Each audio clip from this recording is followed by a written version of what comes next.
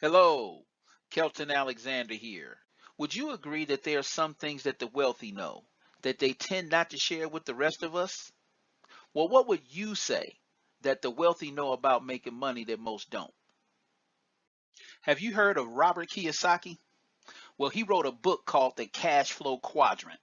It's a game changing, life changing book that guides you through money decisions by mental toughness, and it's based on the four ways to earn income in America and what the results are of those four ways. Can I share something with you? The way most people are raised is to go to school, get good grades, and get a what? A good job.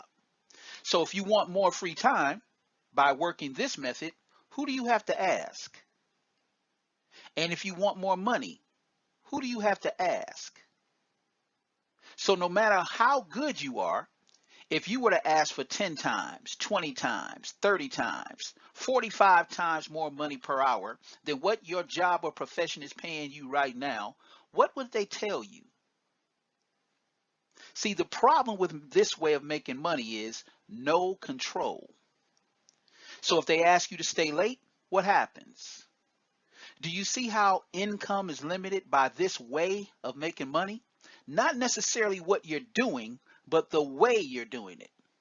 Now, I didn't like that because I realized after the Marines and after the Air Force and after being a leader in so many ways, I'm more of a leader than a follower. So when it comes to my quality of life, in other words, I'm psychologically unemployable. Now, part of the 9 to 5ers in the workforce earn money in addition to trading their time for dollars by working for themselves. And the only way these professionals make more money is to spend more time doing it.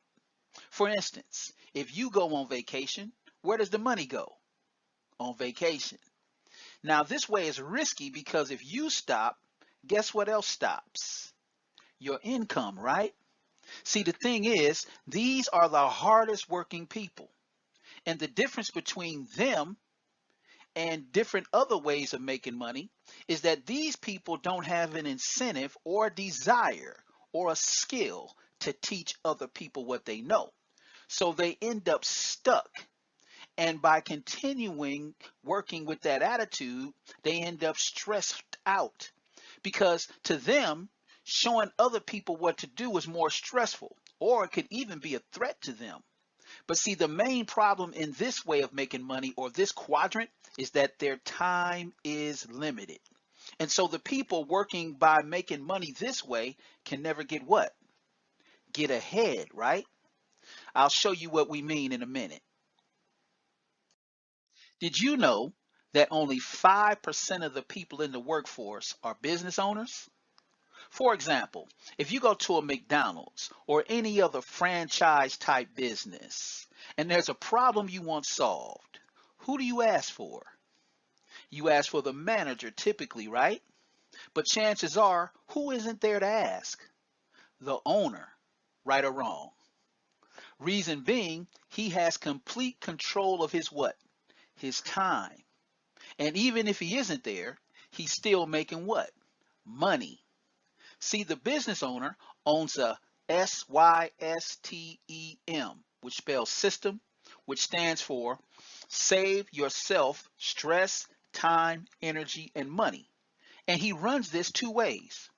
His system works for him to generate income, and or his recruits or his employees or self-employed people from the left side of the quadrant, they run his system.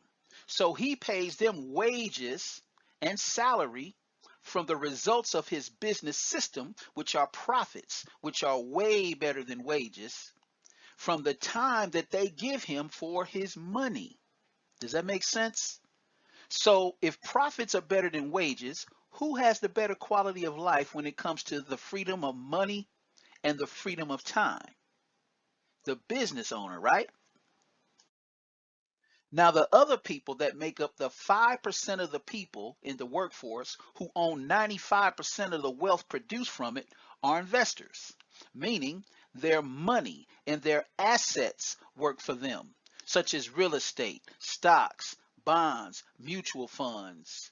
But more importantly, businesses that employ the employees and self-employed people that trade their time for money by working in that business owner's system.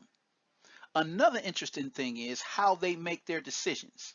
For example, when it comes to their time, they want to know what's called the 3 R's.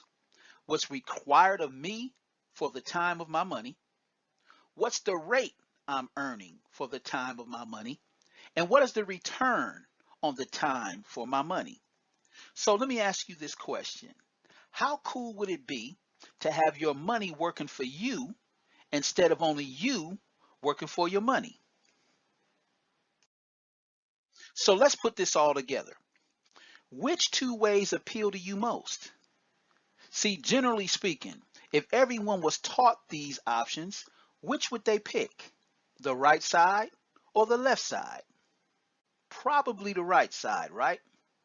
But where is everyone at? They're on the left side. It's called the income inequality crisis.